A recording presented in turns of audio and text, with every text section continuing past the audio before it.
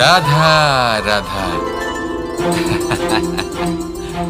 আপনারা হয়তো ভাবছেন কি আশ্চর্য ব্যাপার, প্রত্যেকবার আমি কথা শেষ হওয়ার পরে রাধা রাধা বলি। এইবার আমি আগেই বলে দিলাম। কারণটা কি? কারণ হলো অত্যন্ত বিশেষ। প্রত্যেকবার কথা সমাপ্ত হবার পরে আপনাদের সবার মধ্যে ভালোবাসা বিতরণ করতে চাই, তাই রাধা রাধা বলি। কিন্তু এইবার এই নতুন এবং বিশেষ সূত্রপাতে প্রথমে প্রেম বিতরণ করা অত্যন্ত আবশ্যক। এবার একটা বিষয় আছে যা জানেন হয়তো সকলেই, কিন্তু বুঝতে খুব কম জন পারেন।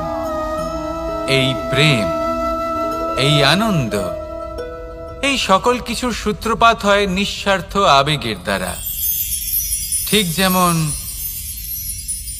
একজন মাতাকেই দেখে নিন। যখনই একজন মাতা সন্তানকে জন্ম দেন, তখন এই সংসার ভুলে যায় যে তার জন্য এটা একটা নতুন জন্ম। কারণ একজন নারী তখন একজন মাতৃরূপে নতুন ভাবে জন্ম নেন। একজন নারী স্ত্রী ও গৃহবধূ রূপে কিছু অধিকার লাভ করে থাকেন, কিন্তু তিনি যখন মা হয়ে যান তখন তিনি শুধুই দান করতে শেখেন। নিজের সন্তানের জন্য কত কিছুই না করেন, তাকে বাৎসল্যের সাগরে ভাসিয়ে নিয়ে যান। এই সংসারে রাজকুমার জন্ম নিতেই পারেন, তাকে রাম এবং লক্ষণ কিন্তু মায়েরাই বানিয়ে তোলেন। একজন গোয়ালা জন্ম নেয়, তাকে দ্বারকাধীশ একজন মাই বানিয়ে তোলেন। পিতা হলেন সেই পর্বত যার একটা অংশ হলো তার সন্তান, কিন্তু মা হলেন সেই শিল্পী যিনি একটা পাথরকে খোদাই করে এমন এক মূর্তি গড়ে তোলেন যাকে সকলে পূজনীয় মনে করেন। তাহলে স্মরণ করুন সেই সকল মুহূর্ত যেগুলি আপনি নিজের মাতার সাথে অতিবাহিত করেছেন। অনুভব করতে পারবেন যে কিভাবে এক মুহূর্তেই এই মন প্রফুল্ল হয়ে ওঠে। এবারের কারণ কি? এর কারণ হলো এই জীবনের আসল দ্বারই হলো মমতা।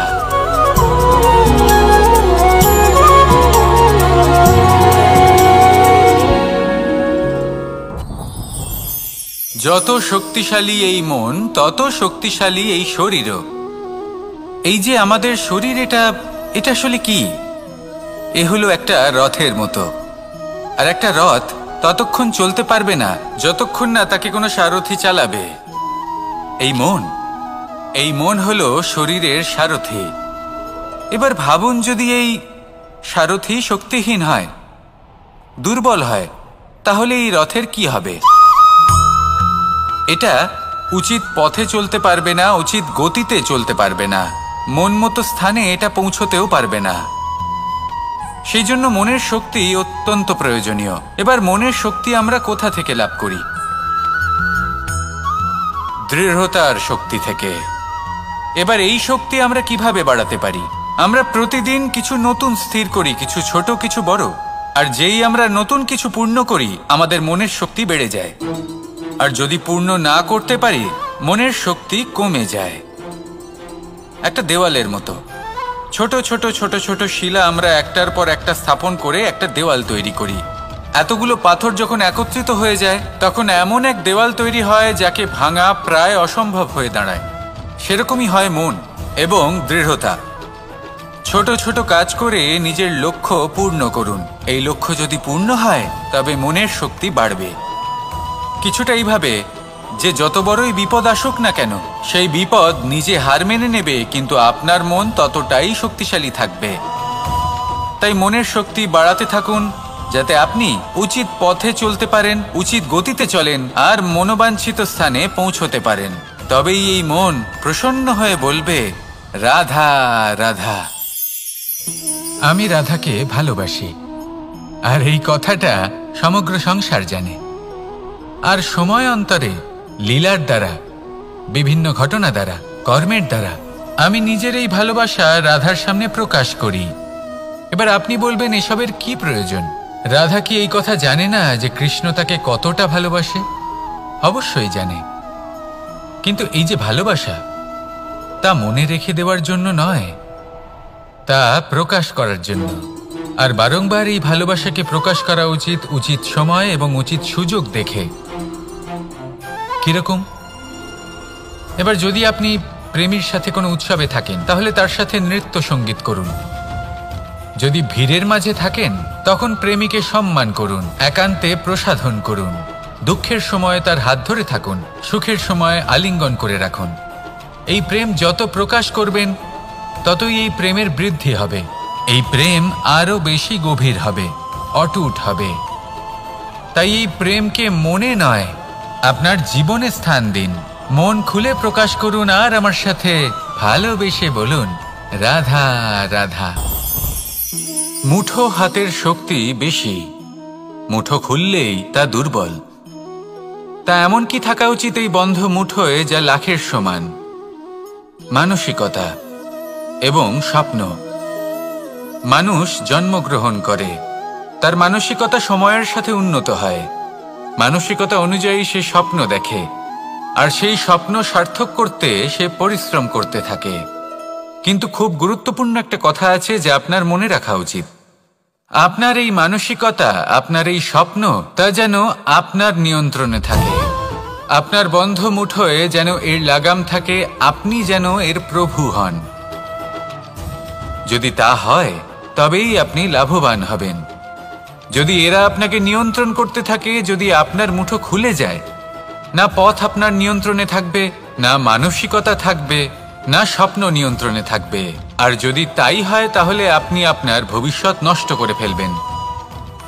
তাই নিয়ন্ত্রণ করতে শিখুন নিজের বিচার বুদ্ধি, নিজের মানসিকতা, নিজের স্বপ্নকে। নিজের এই স্বপ্ন পূরণ করুন আর আমার সাথে ভালোবেসে বলুন, রাধা রাধা। আমার কাছে যশোদা মা যেমন, আমার কাছে দেবকী মা যেমন, আমার কাছে ঠিক তেমনই হলেন গোমাতা। এবার ভেবে দেখার বিষয় হলো এটা যে এই সংসারে অসংখ্য প্রাণী আছে। একজন গাইকে একজন মায়ের মর্যাদা কেন দেওয়া হয়? তাহলে এর অনেকগুলো কারণ আছে। এই গাই অর্থাৎ গোমাতা, এনারা হলেন অত্যন্ত শান্ত, শান্তি প্রিয়, কখনো কারোর কোনো ক্ষতি করতেই পারেন না। গোমাতা যে দুধ নিজের বাছুরকে পান করান, সেই দুধই আমাদেরও দেন। সেই দুধ পান করে আমরা শক্তি লাভ করি। এই দুধ থেকে আমরা মাখন, ঘি, পায়েস, এইসব সুস্বাদু খাবার লাভ করি। গোমাতার গোবর আমাদের জ্বালানি হিসেবে সাহায্য করে, যার ফলে খুব কম সংখ্যক কাঠ ব্যবহার করা যায় এবং বেশিরভাগ জঙ্গল সুরক্ষিত থাকে। গোমাতার গোমূত্র, সেটাও আমাদের কাছে লাভজনক। এর দ্বারা আমরা অনেক রোগ থেকে মুক্তি লাভ করতে পারি। গোমাতা যখন একটি বাছুরকে জন্ম দেন, তখন সেই বড় হয়ে আমাদের ক্ষেত কর্ষণ করে। সেই জন্য গাইকেও জীবনে মায়ের মর্যাদা দেবেন। যতটা সম্ভব তাকে সেবা করুন এবং ভালোবেসে তাকে পালন করুন। এই মন নিজে থেকেই প্রসন্ন হয়ে বলবে, রাধা রাধা। চলতে থাকা, থেমে যাওয়া, বিশ্রাম নেওয়া, তারপর দম নিয়ে পুনরায় দাঁড়িয়ে পড়া, আর তারপর আবার সেই পথ চলা। এটা জীবনের অভিন্ন এক অঙ্গ, এটার থেকে আপনি পালাতে পারবেন না। কিন্তু এই অঙ্গকে আপনি নিজের জীবনে কিভাবে প্রয়োগ করবেন, কিভাবে তাকে কাজে লাগাবেন, সেই সিদ্ধান্ত আপনাকে নিতে হবে। যারা হেরে যান তারাও জীবনে থমকে যান, আবার যারা জেতেন তারাও দাঁড়িয়ে পড়েন।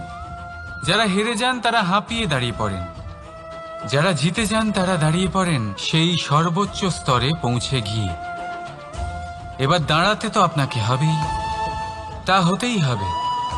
কিন্তু কখন, কিভাবে দাঁড়াবেন, ক্লান্ত হয়ে নাকি সর্বোচ্চ স্তরে পৌঁছে গিয়ে, সেই সিদ্ধান্ত আপনার।